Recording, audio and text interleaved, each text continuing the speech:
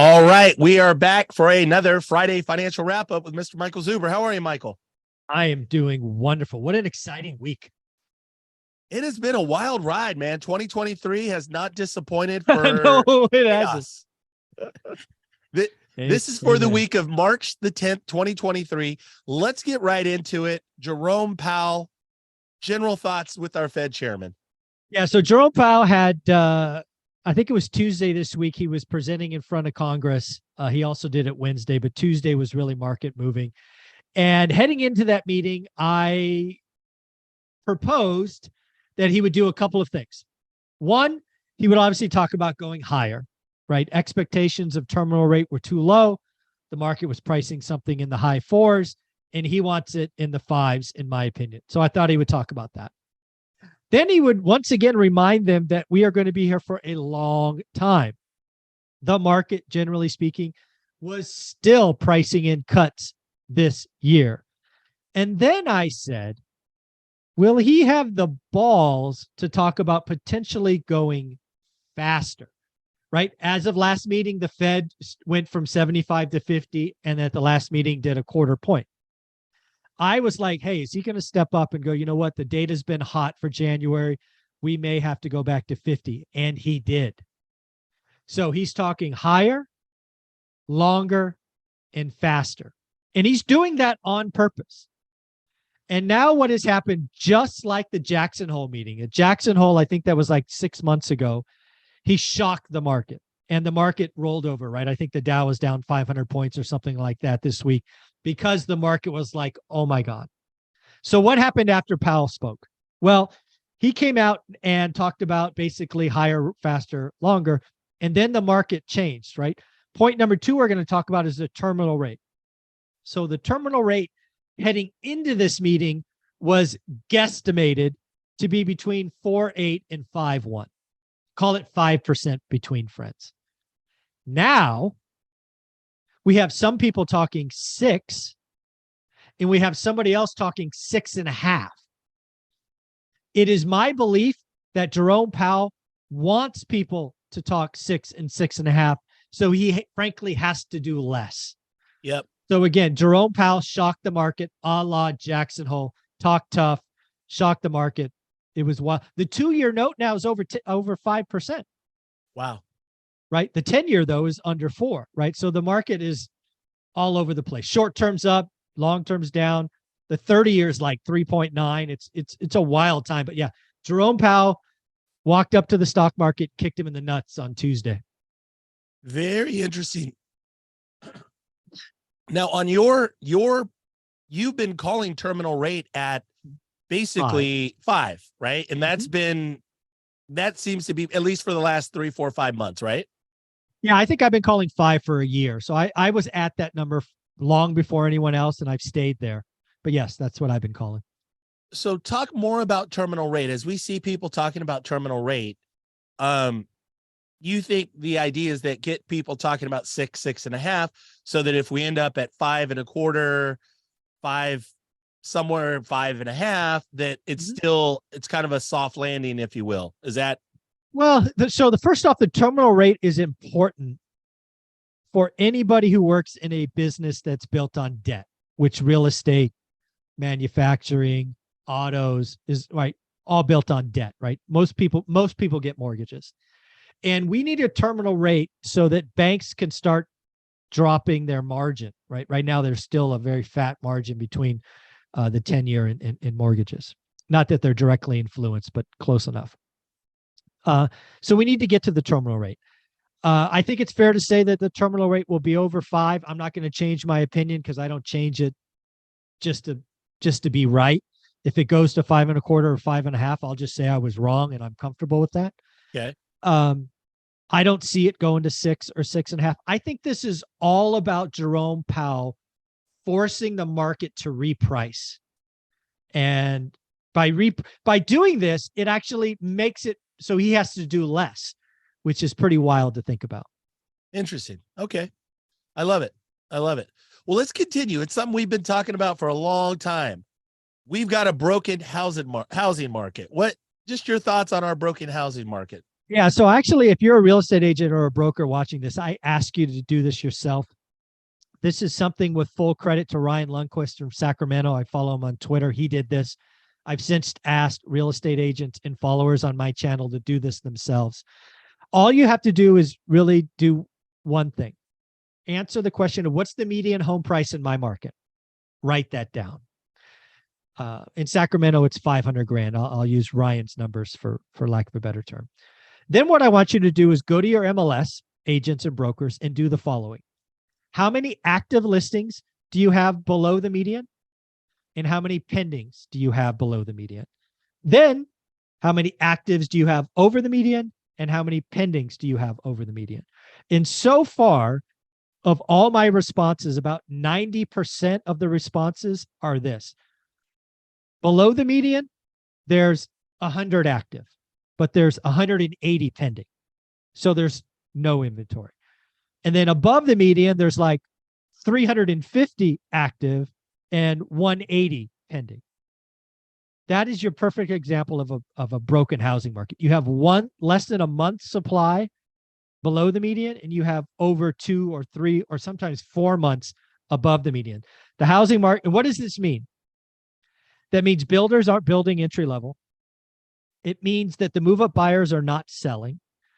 It means if you're a flipper, you better focus below the median because there's money to be made. Buy the junk, fix it up, keep it below the median. And it means if you ever wanted to buy if you wanted to buy a luxury home, there's never been a better time to write a disrespectful offer. Disrespectful, right? If median's 500 in your market and for whatever reason you're shopping for $1 million home, go look at a 1.8 and write a 1.1 offer. I mean, you're probably not going to get it, but you're going to get a discount probably. So again, there's plenty of opportunity in this broken housing market, but unfortunately, it is really, really, really, really, really, really hard for first-time home buyers, and plenty of opportunity in luxury. It's just broken, just broken. Yeah, I would echo that 100% in all the markets I work in: Solano County, Contra Costa County, San Joaquin County. If we look at like parts of the East Bay or even parts of the Central Valley, 100% below the median, at the median below, tight, low inventory, weird multiple offers, people popping champagne, celebrating. Yeah, weird, right? They even do offer dates. When was the last time you saw an offer review date? Right. It's happening below the median. Right. We listed on Thursday. We're going to review offers Monday morning. Yeah. This is feeling like 2021. Right. And it's interesting, even in the Inland Empire, also another, like what I would consider an outlier east part of Southern California where people go for affordability. A friend of mine at around the median value or slightly below posted a picture. It was literally on the weekend. It was a line. It was a line of 30 or 40 people waiting to go see this house. So very, very wild times. Yes, the housing market is still broken. We will continue to keep our eye on that. Let's move forward on unemployment claims. What did you see this week with unemployment? I know that's going to be something that Jerome Powell and the Fed's looking at. What are your thoughts on unemployment claims this week? Yeah, so the beauty about unemployment claims, it is a number we get every Thursday morning. So yesterday we got a unemployment claims that was above expectations. It was 211. Expectations were 195. It is the highest reading in 9 weeks. So, based on Tuesday, I would say that Jerome Powell is smiling, right? He's been waiting for the job market to get a little looser. And this was the first week where it's like, damn, we're finally heading in the right direction. So I think he was happy with what he saw. Now, again, is he happy that 211,000 folks No, but he's happy that inflation may be coming down, which, is impacting, 50 million people or whatever, or 140 or whatever the population is. So I think Jerome Powell was happy with yesterday's unemployment claims. So what he's doing is working. Well, we have one data point. We'll get to the secret plan at the end of this, but we should all hope it's working. Yes, we should all hope. Okay. All right. There you go. That was a great response. So let's talk about real quick. Let's tease for the next 2 weeks. So next week, March the 14th, CPI. And then we also have on the 21st, which is basically about the not next week, 2 but weeks. the following week, Yeah. the Fed announcement. What are your thoughts about CPI and then also with the Fed meeting? So my hope, so CPI is the last thing that could really force Jerome Powell to do 50. CPI last headline was 6.4.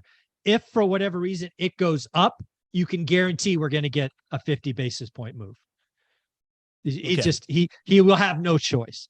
It is my belief that he doesn't want to do that, but if inflation goes up after 9 or 6 months of going down, he will be forced to do something. So CPI is really, really, really important on Tuesday. My belief is he will talk tough, he will scare the market and deliver a quarter. That is obviously with the caveat that inflation continues to go down. Again, if CPI is 6.4 or higher on Tuesday headline, you can expect a half. It is not my belief we will get 6.4. It's my belief we'll get 6.1, maybe 6.2. So the trend will continue. Trending down. Trending down. Continuing to trend down. Yep. Okay.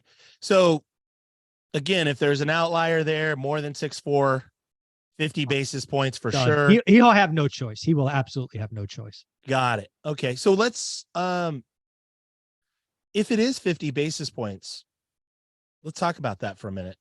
Sure. Let's talk about 50 basis points versus 25 basis points. Okay. 50 basis points. How does that affect 30-year mortgage and your thoughts on housing and just kind of what does April, May, June, July, August look like based on 50 basis points versus 25? Yeah. So again, the real key to this is if we get a 50, it'll be because inflation's going up, and that is going to mean faster rate increases, which actually probably interestingly enough drives up the short term, but actually keeps the long term capped. So I think interest rates stay in the 7s, probably in the low 7s, because what will become obvious is Powell has to create a recession. Right now, there is still a belief that this soft landing or no landing is possible. But if inflation on Tuesday goes up and Powell has to hammer a 50 and talk tough like more 50s are coming, it will just be code for, God damn it, I have to break the economy. Interesting. Right now, there's a belief that a soft landing is possible. Got it. Okay. So that's what I think happens. There you go. I love it. And let's finish with the thing I'm very intrigued on, the secret plan. Tell us about the secret plan. I believe Jerome Powell has a secret plan that if you gave him truth serum, he would tell you. I believe Jerome Powell knows and believes, much like you and I talk about every week, and we talk about on my channel almost every day, that inflation has 3 components. We've already experienced goods disinflation, 9.1 to 6.4. My belief is Jerome Powell is trying to buy time until August. I believe the fear for me personally on Tuesday is we get another hot housing number, owner's equivalent rent, because rent or owner's equivalent rent is 42% of CPI. So if that comes in super hot, it could distort the number and force Powell to give us the 50 as we've just talked. My belief is Powell knows housing will disinflate come August, and he just wants to buy time. Because again, I've told everybody we can go from 9.1 to 6 pretty easy. We can go from 6 to 4 hard, which is housing, but it's the 4 to 2 that's going to be really hard. So I think Powell is trying to buy time. And again, Bernanke, his preference is to Bernanke us 25 basis points until the summer, at which point we will see if housing rolls over. So that's the secret plan. He wants to talk tough. He wants to Jackson Hole us. He wants people to talk 6 or 6.5, because again, the higher we think he's going, the less work he has to do. Interesting. Very interesting. Folks, thank you, Michael, for all that you do, all the research. We talked pre-roll. Again, I've said this many times. Michael Zuber is my secret weapon. I love doing these shows. I've got to say that if for you, the viewer, if you see value in what you're watching, you're listening, subscribe.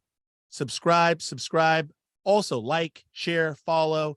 Michael, thank you. Anything else you want to just part with? Any other things that maybe to share? Oh, I would just tell you again to tie all this together to being real estate investors. There's plenty of opportunity out there. You just got to do the work. The market is slowing down, which for me is great because it allows me to breathe and think about it. Clearly, there's an area to focus on. But yeah, I'm ecstatic with what's coming on. What's going on? Tease a little bit about you're going to do something with the buy box, and I think that's important because all of a sudden, the last 3 to 6 weeks, I've got lots of people finally saying, "Hey, buy box, what's your buy box?" And people are starting to say that. And you've taught me this probably 18 months ago. You've been talking about this forever. Tease a little bit what you're going to do with the buy box and what's to come. Yeah. So one of the things I like to do on my channel is talk to some of my students. I talked to Michelle on Wednesday, and she had questions about the buy box, which just told me I need to do more. So I'm proposing the idea of doing a 2-hour deep dive webinar on a Sunday. It will be paid. It'll be charged. I'm thinking about keeping it under like $47. Somebody told me to do. I want to keep it to about 100 people. And I actually want to build a buy box. I want to build my tracking spreadsheet. I want to, because it's Zoom, I want to pass the baton to some of the participants and say, hey, what does yours look like? What's going on? I want to help 100 people ask questions about the buy box. Because again, it's all about the buy box for me, doing the work, learning average, writing great deals. So I haven't scheduled it yet. I actually asked my folks on Thursday's Daily Financial News, should I do this? Early indications are people want one. Again, it will be charged. It will be 2 hours. It will likely be on a Sunday morning because I don't do things on Saturdays anymore. But that's what I'm thinking about doing. I love it. I love it. So stay tuned for that. Also, if you have interest in that, Michael, thank you for all that you do. Hey, folks, remember, subscribe. Thank you, Michael. Got it. Take care.